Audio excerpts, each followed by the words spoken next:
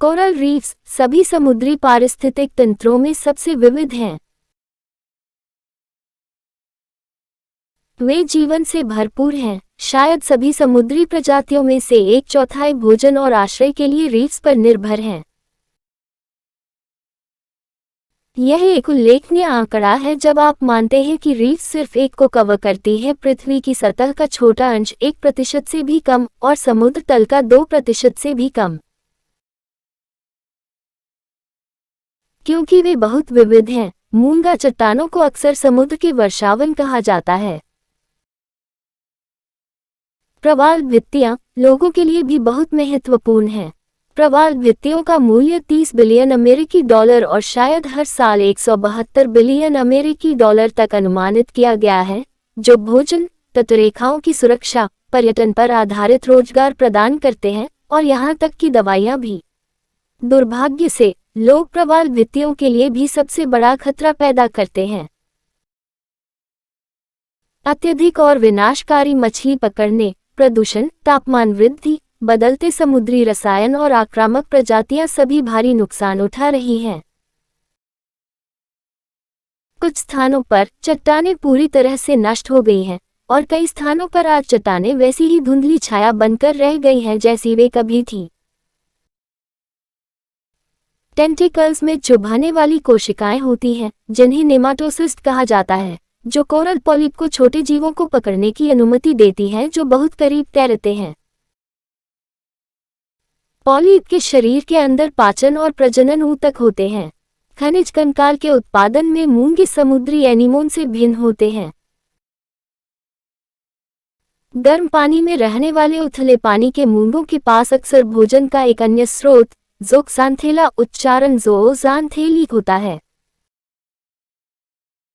ये एकल कोशिका वाले शैवाल प्रकाश संश्लेषण करते हैं और सूर्य की ऊर्जा से बने भोजन में से कुछ को अपने मेजबानों तक पहुंचाते हैं और बदले में मूंगा जानवर शैवाल को पोषक तत्व देता है।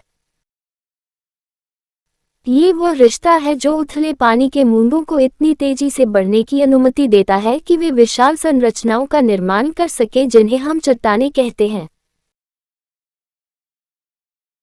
ज़ोक्सांथेला मूंगों के समान हरे, भूरे और लाल रंग भी प्रदान करता है। कुछ मूंगों में पाए जाने वाले तमाम बैंगनी, नीले और मौवे रंग मूंगा स्वयं बनाता है। मूंगे समुद्री एनीमोन से संबंधित हैं और वे सभी एक ही सरल संरचना पॉलिप को साझा करते हैं। तथाकथित सच्चे पथरीले मूंगों में, जो अधिकांश उष्णकटिबंधीय चट्टानों का निर्माण करते हैं, प्रत्येक पॉलिप कैल्शियम कार्बोनेट से बने एक कप में बैठता है।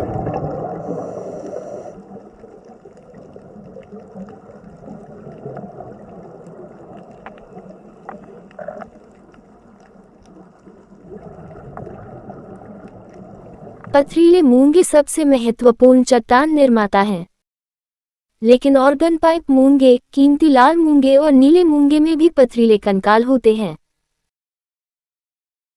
ऐसे मूंगे भी हैं जो अपने कंकाल बनाने के लिए अधिक लचीली सामग्री या छोटी कड़ी छड़ों का उपयोग करते हैं। समुद्री पंखे और समुद्री छड़े, रबरूक नर्म मूंगे और काले मूंगे।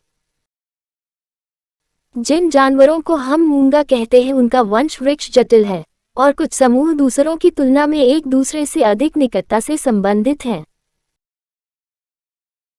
अग्नि मूंगों उनके मजबूत दंत के लिए नाम को छोड़कर सभी एथोजोअन हैं, जिन्हें 2 मुख्य समूहों में विभाजित किया गया है।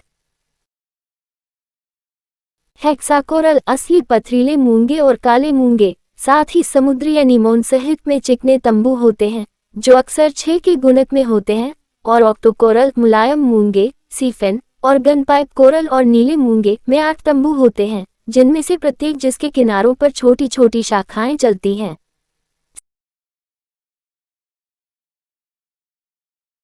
मूंगों की कई प्रजनन रणनीतियां होती हैं। वे नर या मादा या दोनों हो सकते हैं और अलैंगिक या लैंगिक रूप से प्रजनन कर सकते हैं।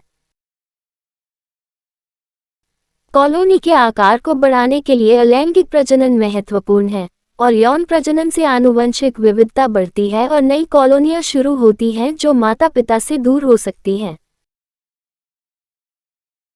असहवासिक प्रजनन अलैंगिक प्रजनन के परिणामस्वरूप पॉलिप्स या कॉलोनियां बनती हैं जो एक दूसरे के क्लोन हैं। ये नवोदित या विखंडन के माध्यम से हो सकता है।